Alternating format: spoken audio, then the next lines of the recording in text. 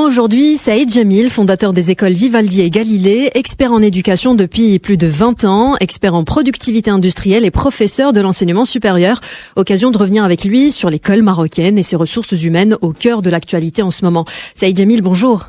Bonjour et merci pour l'invitation et je tiens à féliciter Radio Lux pour la qualité des débats présentés à nos concitoyens. Merci beaucoup d'être avec nous. La question des ressources humaines dans nos écoles se pose avec acuité. Saïd Jamil, le concept d'école pionnière dont on nous parle, la question du dispositif humain est là.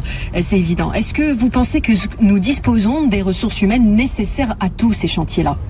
Alors, votre question est pertinente sur le capital humain au Maroc.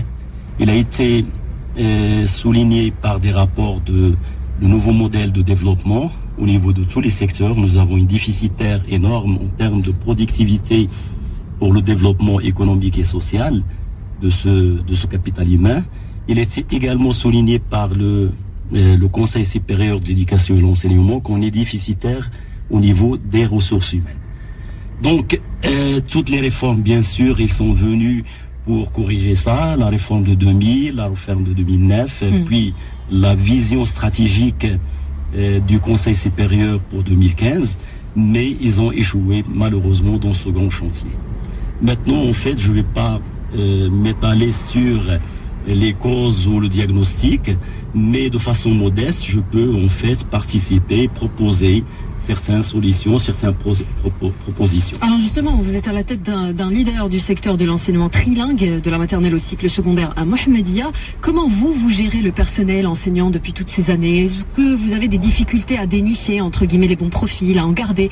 Est-ce que vous faites partie d'ailleurs des gens adeptes de l'école de la formation continue pour les enseignants? Alors, si vous permettez, avant de rebondir sur mon groupe, je voudrais que on fasse ma participation dans le domaine de l'éducation pour ces questions de gestion de ressources humaines. C'est un problème général de gouvernance et de gestion de proximité de ces ressources humaines.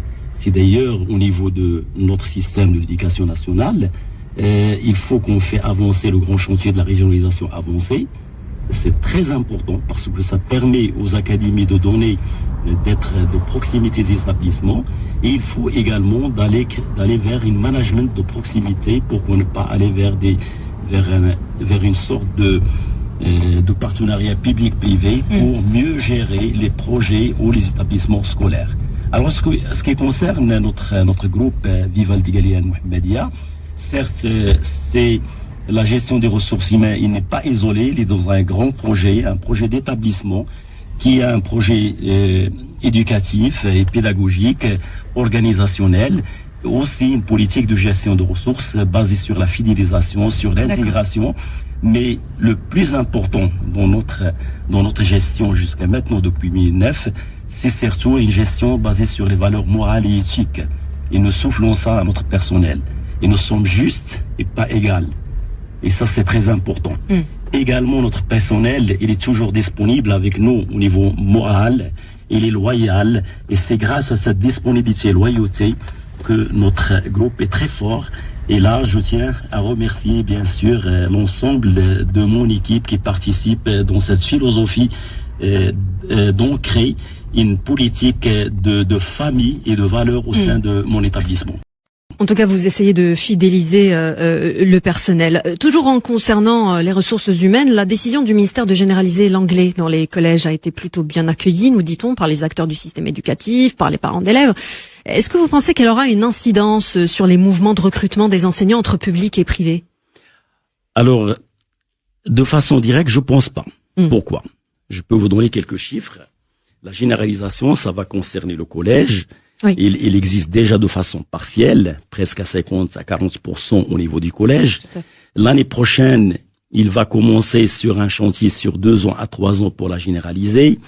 Et si on va vers de faire une équation mathématique simple, si je prends la région de Casablanca, qui est quand même la région la plus représentée au niveau des écoles publiques, je pense que nous avons 8800 classes et que il nous faut un enseignant pour 12 classes, puisque la charge horaire est de 2 classes.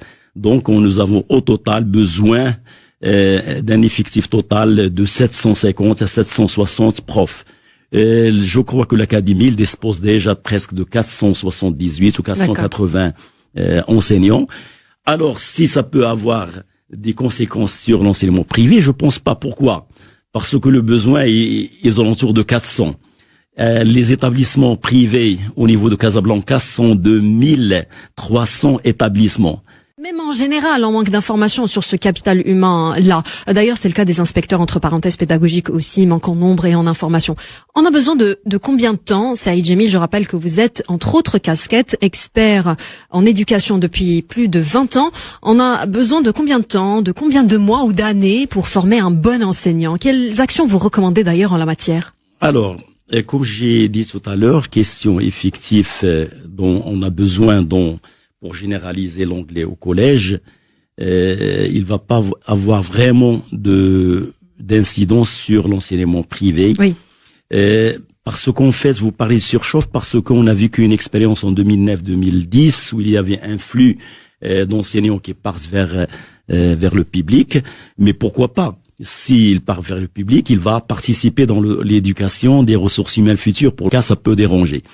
Alors, au niveau de la formation d'un excellent prof, il faut au minimum, à mon avis, 5 ans. 5 ans. Donc, il faut une formation de base, une licence, quel que soit le type de licence, qu'ils soient en économie ou en anglais ou en français, puis avec 2 années de spécialisation dans le domaine de l'enseignement et la pédagogie et la didactique, et aussi dans la façon de travailler avec la nouvelle génération, qui est une génération alpha, qui a des besoins spécifiques pour promouvoir l'éducation et pour promouvoir le Maroc dans l'international. On parle avec vous aujourd'hui d'éducation, donc plus spécialement des ressources humaines et de l'école marocaine. Qu'est-ce que vous pensez de l'annonce par le ministère du concept des écoles pionnières, présentée donc par le ministre comme une véritable phase test, grandeur nature, pour affiner un modèle, dessiner le contour définitif, dit-il, de ce que sera l'école publique marocaine? On nous parle de quelques 630 établissements publics d'enseignement primaire, totalisant près de 320 000 élèves, encadrés par un effectif de 10 700 enseignants, qui vont ouvrir la voie à une nouvelle conception de l'école. Qu'est-ce que vous pensez de cette annonce-là?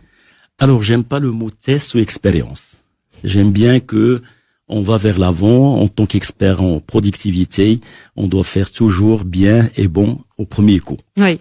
Donc, il faut, à mon avis. Et c'est possible de faire bien du premier coup? Pourquoi pas? J'ai dit c'est question de gestion de gouvernance. Je l'avais dit au départ. Mais je salue bien sûr cette nouvelle approche, puisqu'il va y avoir une approche basée sur le TARL. En fait, c'est le teaching at right level, c'est-à-dire بالعربية التدريس بالمستوى الصحيح. Je pense que c'est une méthode et une approche d'une fondation, d'une ONG canadienne qui a donné ses fruits, surtout pour les élèves au-delà du 3e année primaire. Et je crois qu'il vient là pour corriger les indicateurs qui sont très, très, très mauvaises de la lecture et de l'écriture au Maroc. L'école marocaine, c'est de cela qu'on parle, une école qui a besoin de se refaire confiance face à l'engouement à l'égard des missions étrangères et de regagner la confiance des citoyens, des parents marocains. L'école publique, mais aussi l'école privée. Vous êtes acteur du secteur. On a beaucoup dit pendant des périodes de crise, ça et là, que le Marocain se rabâche, entre guillemets, sur l'école privée marocaine quand sa poche ne lui permet plus de payer pour un système étranger et qu'il passe au public quand la situation financière est encore plus critique. L'idée de dire que le top of mind pour une bonne partie de la classe moyenne ici au Maroc et la mission, puis l'école privée marocaine, puis l'école publique marocaine, qu'est-ce que vous en dites aujourd'hui? Alors, je crois que ce problème, à mon avis, c'est plus une mode ou une philosophie chez la classe moyenne plus, d'aller vers les écoles mission. Je pense qu'il ne se base pas sur une étude ou sur des informations réelles sur notre système. Si on doit comparer les deux systèmes, à mon avis, l'école publique marocaine et l'école publique française en France sont déficitaires. Les deux. Les indicateurs de PERS et de TIMSS nous donnent ça. Le Maroc et la France sont en dessous de la moyenne. Si on le compare par rapport aux pays de la contour de la Méditerranée, comme l'Espagne, comme le Portugal, comme la Belgique, là, ils sont au-dessus de la moyenne. Donc, à mon avis, si maintenant je descends à un niveau ici au Maroc, la mission française ou l'école privée marocaine, puisque la mission française au Maroc est une mission privée, puisqu'on paye pour ça. Et donc, à mon avis, que dans un processus de l'éducation, je pense qu'il faut comparer outputs, la valeur ajoutée qu'on donne à cet élève après son parcours au niveau de l'école. Le output, c'est quoi? C'est une formation citoyenne, participative, responsable, et aussi un baccalauréat. Alors le bac mission, le bac marocain, à mon avis, je parle de mon expérience et de notre école Galilée, les élèves avec un bac marocain privé comme le nôtre, ils sont admis partout dans l'étranger et dans les établissements universitaires ici. D'ailleurs, ils sont en Inde, ils sont au Japon, ils sont en Chine, ils sont en Espagne, ils sont en France, ils sont en Belgique, ils sont aux Pays-Bas. Donc, à quoi sert d'aller payer 3 ou 4 fois plus cher pour le même résultat? Pour le même résultat final. Donc, à mon avis, il faut que nos concitoyens... Pour le même résultat, si ce n'est que le résultat à l'école marocaine pourrait être même meilleur. Meilleur sur le plan des valeurs de la citoyenneté, de la participation, de l'intégration, de ce qu'on appelle la compétence interpersonnelle et intrapersonnelle. C'est très important, l'école marocaine, et aussi pour certains réflexes de la société que l'élève doit développer après le bac. Oui. Et je crois que ça, c'est très important. Il y a certaines choses que l'étudiant apprend dans une école marocaine qui ne peut pas apprendre. Tout à fait, tout à fait. Je dis que cette culture sur son propre pays, je veux dire. Son propre pays, sur aussi parce que le Marocain de demain, il va retourner pour travailler au Maroc, donc il doit avoir certains réflexes qui sont liés à s'intégrer de façon simple et tout type de catégorie de la population. Oui, la question de la mixité aussi. L'école maroco-marocaine pour des Marocains, par des Marocains, comment la promouvoir, comment lui redonner ses lettres de noblesse? Saïd Djemil. Alors, Madame Sarah, sincèrement, je pleure mon école, l'école marocaine. Moi qui suis de cette école publique, dans les débuts des années 70 et début des années 80, je peux vous dire que l'école marocaine était victime, est toujours victime d'un complot. Des enchères politico-politiciennes, je pense. Je pense que l'école marocaine doit se repenser de nouveau. Il faut que, sincèrement, je préfère à mon avis, prendre des décisions et être limogé. Et pour ne pas faire que je sois victime, et ne pas faire beaucoup de victimes qui sont des enfants ou des familles.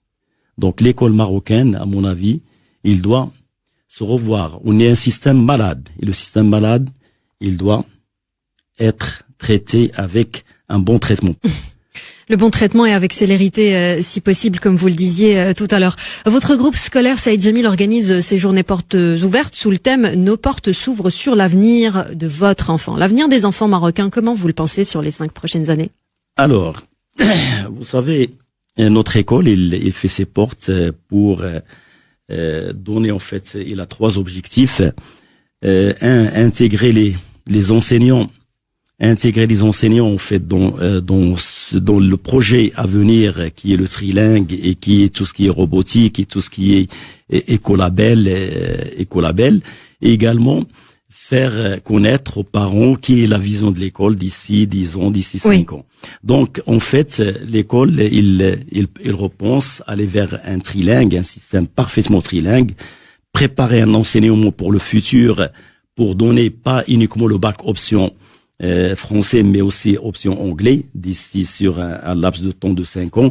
Je pense que c'est une vision que nous voulons développer au sein de notre établissement, mais également essayer de vivre en phase avec la génération alpha, qui a des besoins spécifiques, et de former et de répondre à leurs besoins. D'ailleurs, vous organisez plusieurs ateliers pédagogiques animés par des spécialistes et des experts d'éducation positive, de la e-pédagogie. Vous pouvez nous en dire plus? D'ailleurs, l'e-pédagogie, vous l'intégrez de plus en plus?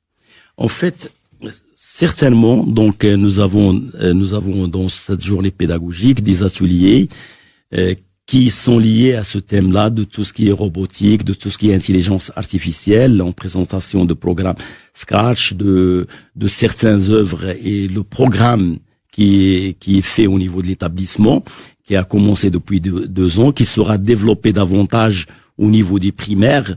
Le collège, on a commencé il y a 3 ans. Le primaire, on a commencé l'année passée. Et je pense que le e-commerce, le e-pédagogique, il est là, il est présent au niveau de l'enseignement parce que l'établissement est équipé avec tous les moyens nécessaires et les profs, en fait, la quasi-totalité de profs, ils adoptent déjà dans leur démarche cette approche pédagogique. Saïd Jamil, fondateur des écoles Vivaldi et Galilée, expert en éducation depuis plus de 20 ans, expert en productivité industrielle aussi et professeur de l'enseignement supérieur. Merci beaucoup. Merci. Merci d'avoir répondu à toutes nos questions. Je rappelle qu'on va pouvoir retrouver l'intégralité de cette interview en podcast sur l'application Lux Radio. Heure Essentielle se poursuit avec la revue de presse internationale de Bouchra El Azhari.